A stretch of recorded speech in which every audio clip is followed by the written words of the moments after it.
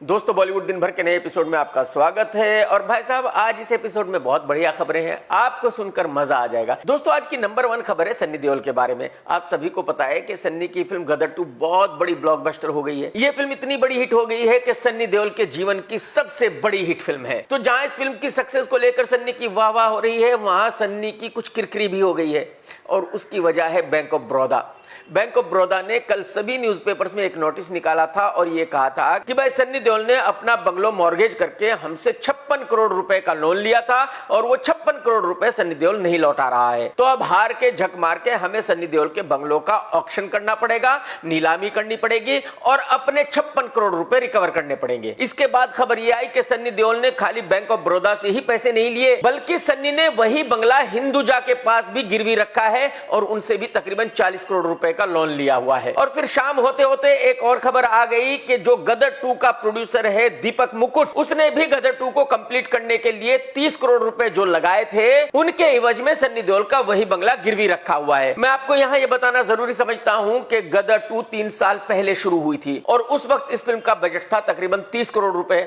इसको बनते बनते 3 साल हो गए और बजट पहुंच गया तकरीबन 60-65 करोड़ रुपए पे। और इसी बात को लेकर जी और इसके डायरेक्टर अनिल शर्मा के बीच कई दफा झगड़े हुए, तू मैं हुई। खैर, जी ने मना कर दिया कि भाई हम आगे इस फिल्म पर पैसे नहीं लगाएंगे क्योंकि इस फिल्म की रिकवरी नहीं है तो हमारे पैसे कहां से वापस आएंगे। और खबरों के मुताबिक सन्नी देओल को अपनी ये फिल्म कंप्लीट करके रिलीज करानी थी। तो यही वजह है कि सन्नी देओल ने दीपक मुकुट को बुलाया और उसको कहा कि भाई साहब, आप बाकी के 30 करोड़ रुपए लगा दो, इस फिल्म को कंप्लीट करा दो, रिलीज करा दो और मेरा बंगला आपके पास गिरवी रख लो। अगर आपके पैसे फिल्म से ना आए तो मैं आपको आपके पैसे लौटाऊंगा। ऊपर वाले की दुआ से फिल्म बहुत बड़ी हिट हो गई तो जाहिर सी बात है दीपक मुकुट के पैसे तो जी से मिल जाएंगे। दीपक मुकुट के पैसे सन्नी देओल ने नहीं लौटाने, लेकिन जो पैसे बैंक ऑफ बड़ौदा के हैं और हिंदुजा के हैं वो सन्नी देओल को लौटाने हैं और सन्नी देओल वो पैसे वापस नहीं कर रहा है। और यही वजह है कि बैंक ऑफ बड़ौदा सन्नी की उस प्रॉपर्टी की नीलामी करना चाहता है। दोस्तों, आज की दूसरी खबर है साउथ के सुपरस्टार रजनीकांत साहब के बारे में। आप सभी को पता है कि रजनीकांत की फिल्म जेलर बहुत बड़ी हिट हो गई है और रजनीकांत साहब भी आज की तारीख में न्यूज में है। इसी बीच अचानक रजनीकांत साहब यूपी पहुंच गए और वहां जाकर सीएम योगी साहब से मिले।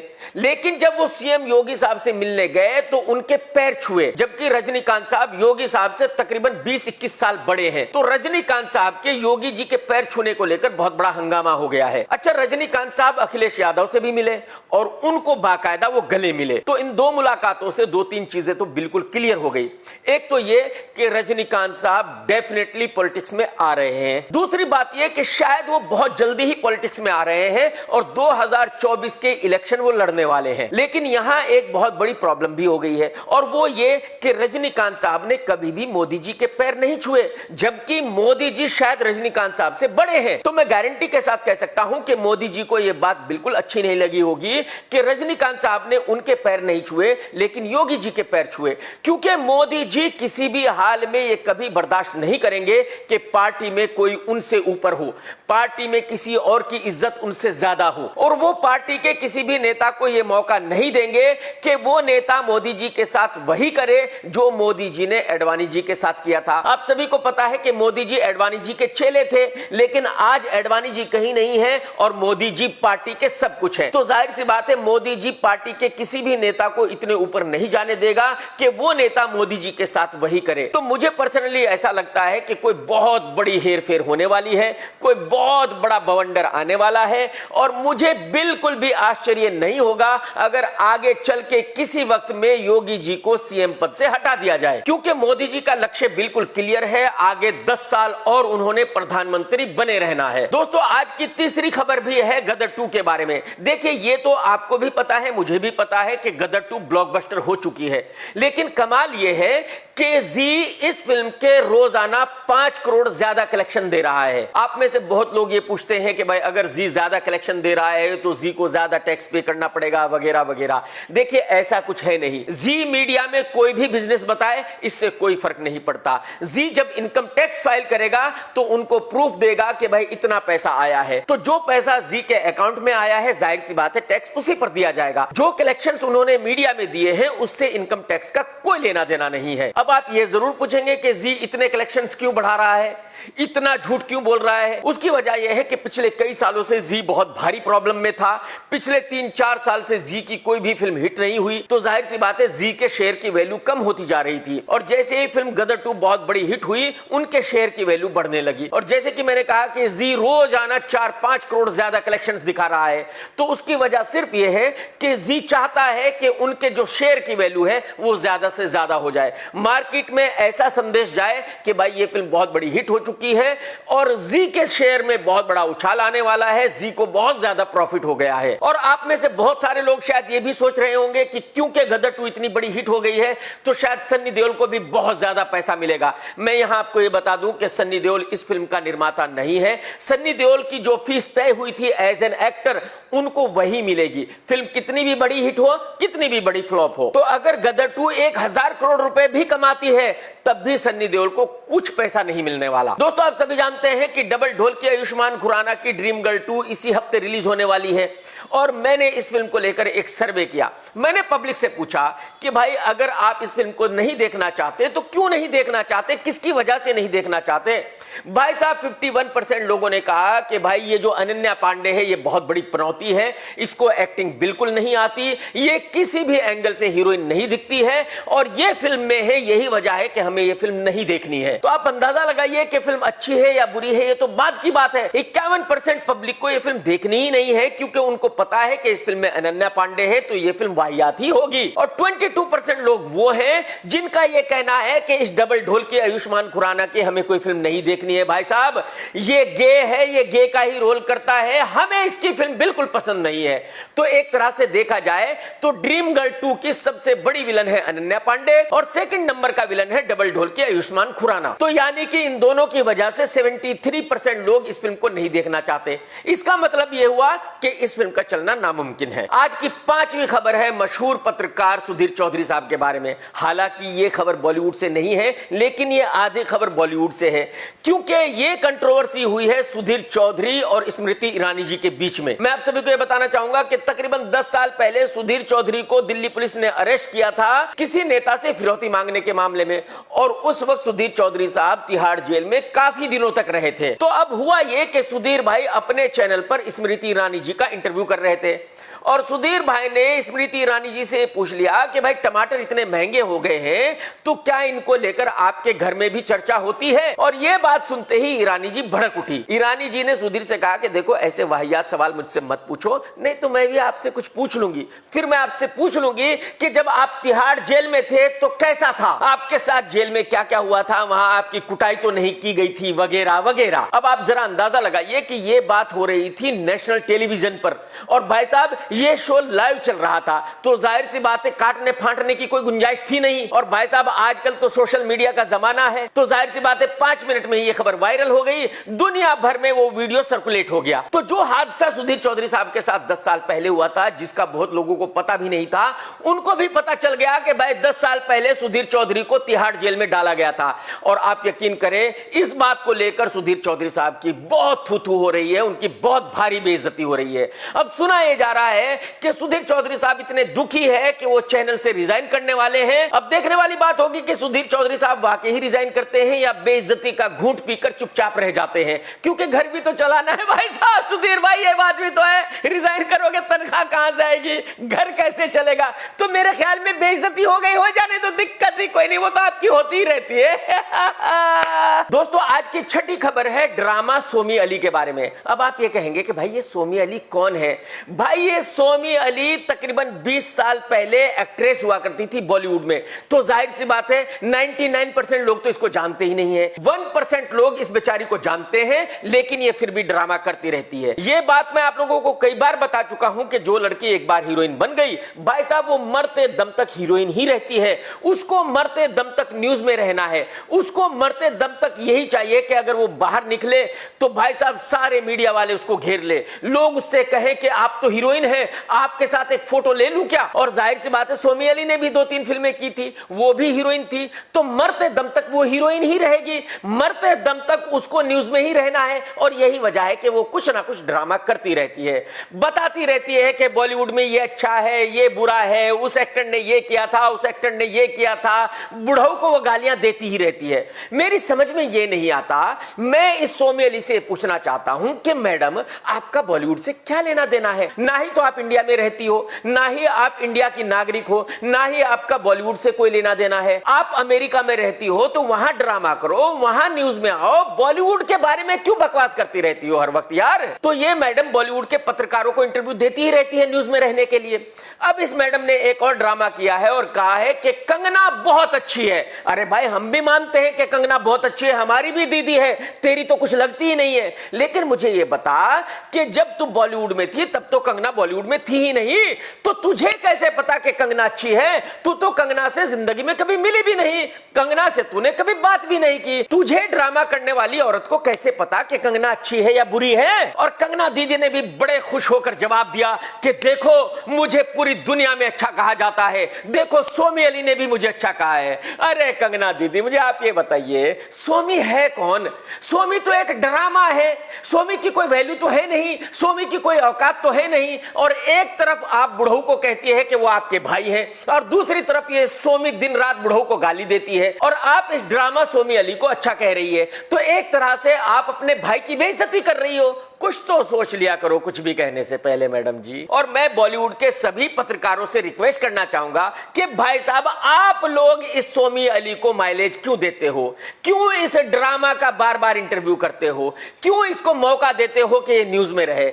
अवॉइड करो भाई साहब, इग्नोर करो इसको यार। दोस्तों आज की 7वीं खबर है शाहरुख खान की फिल्म डंकी के बारे में। आप सभी को पता है कि ये फिल्म दिसंबर में क्रिसमस पर रिलीज होने वाली थी, लेकिन अब खबर ये आ रही है कि ये फिल्म क्रिसमस पर रिलीज नहीं हो रही है। ये फिल्म अगले साल 2024 में किसी वक्त रिलीज होगी। और अगर ये फिल्म क्रिसमस पर रिलीज नहीं हो रही है तो फिर ये बिल्कुल क्लियर हो जाता है कि रणबीर कपूर की आने वाली फिल्म एनिमल 25 दिसंबर को जरूर रिलीज होगी। लेकिन इस वक्त ये न्यूज 100% नहीं है कि डंकी रिलीज नहीं होगी।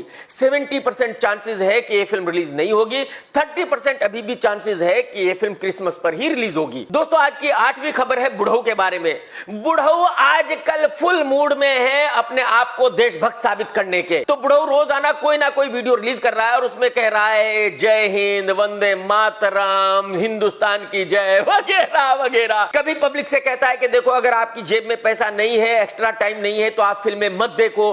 कभी कहता है कि गदर 2 ने इतना बड़ा बिजनेस कर लिया है, जय माता की, जय हिंदुस्तान की, ये है तो वो है, मतलब फुल ड्रामा कर रहा है। एक्चुअली बुढ़ऊ का ऐसा लगता है कि ड्रामा करने से, न्यूज में रहने से लोग इसकी फिल्म देखने जाएंगे। बुढ़ऊ भाई आप ये यकीन मानो कि शेर जिंदा नहीं है, शेर बूढ़ा हो चुका है भाई साहब, और बूढ़े शेर को कोई नहीं देखता।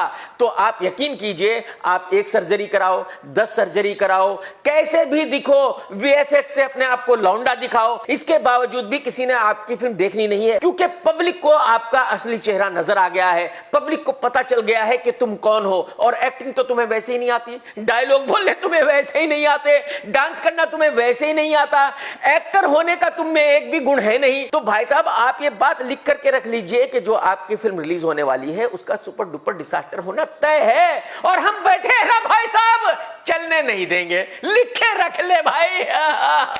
दोस्तों आज की 9th खबर भी सन्नी देओल के बारे में है। जब से गदर 2 बहुत बड़ी हिट हुई है, न्यूज में कुछ ना कुछ आ ही रहा है, सन्नी अब ये फिल्म कर रहा है, सन्नी अब वो फिल्म कर रहा है, बॉर्डर 2 कर रहा है, वगैरह वगैरह। सन्नी ने खुद ही ट्वीट करके कहा कि भाई मैंने अब तक कोई फिल्म साइन नहीं की, मुझे नहीं पता कि मैं कौन सी फिल्म करने वाला हूं, कौन सी फिल्म आगे मेरी होने वाली है। मैं कुछ दिनों में डिसाइड करूंगा कि मुझे अगली कौन सी फिल्म करनी है, और मैं ऑफिशियली सबको बताऊंगा कि अब मैं ये फिल्म कर रहा हूं। लेकिन आज के वक्त में मैंने कोई भी फिल्म साइन नहीं की है। मैं यहां आपको ये बताना जरूरी समझता हूं कि बॉलीवुड में मुश्किल से 1 या 2 प्रोड्यूसर हैं जो सन्नी देओल के साथ काम करना चाहते हैं, बाकी लोग सन्नी देओल के साथ काम करना ही नहीं चाहते। उसकी वजह यह है कि सन्नी देओल का जो भी प्रोड्यूसर होता है वो उसको बहुत तंग करता है, बहुत परेशान करता है। और सन्नी देओल का बॉलीवुड में यह भी रिकॉर्ड है कि जिस निर्माता से सन्नी देओल ने साइनिंग अमाउंट ले ली कभी वापस नहीं की भाई साहब। तो मैं मैं पर्सनली ऐसा मानता हूं कि बॉलीवुड में ऐसा कोई प्रोड्यूसर नहीं है जो सन्नी देओल को साइन करेगा और उसको साइनिंग अमाउंट देगा। मुझे ऐसा लगता है कि बॉलीवुड में ऐसा कोई निर्माता नहीं है जो सन्नी देओल के साथ फिल्म बनाएगा। अगर सन्नी देओल की कोई फिल्म चालू होगी तो उसका डायरेक्टर अनिल शर्मा ही होगा और उस फिल्म को या तो सन्नी देओल खुद प्रोड्यूस करेगा और या तो जी प्रोड्यूस करेगा। दोस्तों, आज की 10वीं खबर भी सन्नी देओल के बारे में है। आप सभी को पता है कि कल बैंक ऑफ बड़ौदा ने सभी न्यूज़पेपर्स में नोटिस निकाला था कि वो सन्नी देओल के बंगले की नीलामी करने वाला है, लेकिन आज बैंक ऑफ बड़ौदा वालों ने अपना स्टेटमेंट चेंज कर दिया है। उन्होंने कहा है कि भाई साहब वो नोटिस तो गलती से छप गया। मतलब इन्होंने लाखों रुपए न्यूज़पेपर को गलती से दे दिए। इन्होंने एक न्यूज़पेपर में वो नोटिस नहीं छपवाया था बल्कि काफी न्यूज़पेपर्स में वो नोटिस छपा है। तो अब बैंक ऑफ बड़ौदा वालों का ये कहना है कि भाई साहब हम सन्नी देओल के साथ सेटलमेंट कर लेंगे, हम उसके बंगले की नीलामी नहीं करने वाले, ये तो एक गलती से नोटिस छप गया था, ऐसा कुछ नहीं है। मैं यहां आपको ये बता दूं कि सन्नी देओल साहब बीजेपी से एमपी हैं, तो आप अंदाजा लगा सकते हो सन्नी देओल साहब की ताकत का। और बीजेपी पार्टी को तो आप अच्छी तरह जानते हो, तो जाहिर सी बात है रात रात में ही खेला हो गया और सुबह ही बैंक ऑफ बड़ौदा वालों ने कहा कि भाई ऐसा कुछ नहीं है, सब बकवास है, अरे वो तो गलती से नोटिस छप गया यार, नहीं तो सन्नी देओल साहब के पास बहुत पैसे, वो हमारे पैसे दे देंगे, दिक्कत क्या है। सही जा रहे हो भाई साहब। दोस्तों, आज की 11वीं खबर है लुक्खे एल्विश यादव के बारे में।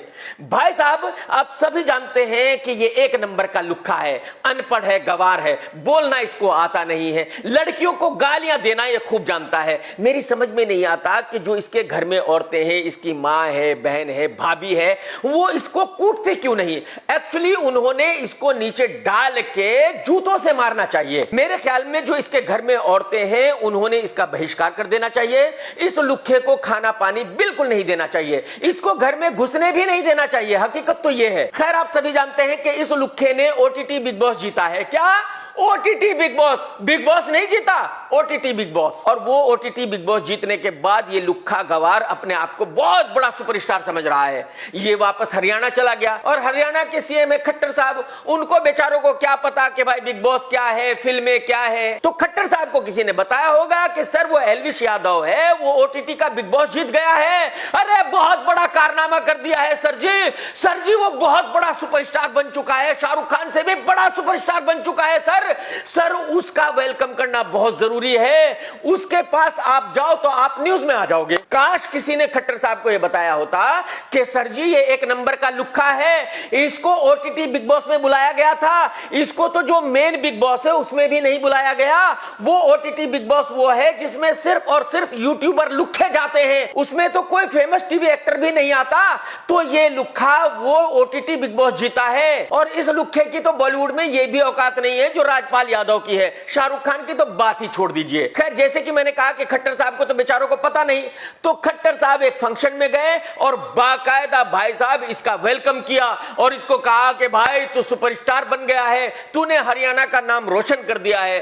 खट्टर साहब, ये लुक्का हरियाणा का नाम डुबो रहा है, ये औरतों को गालियां देता है, ये औरतों के बारे में बुरा भला कहता है। इस लुक्खे का आपको वेलकम नहीं करना चाहिए था। एल्विश यादव, तू सच कहना कि मैं सच कह रहा हूं या नहीं कह रहा हूं। तू है ना 2 रुपीज पीपल, तू है ना एक नंबर का लुक्खा अनपढ़ गंवार, है ना।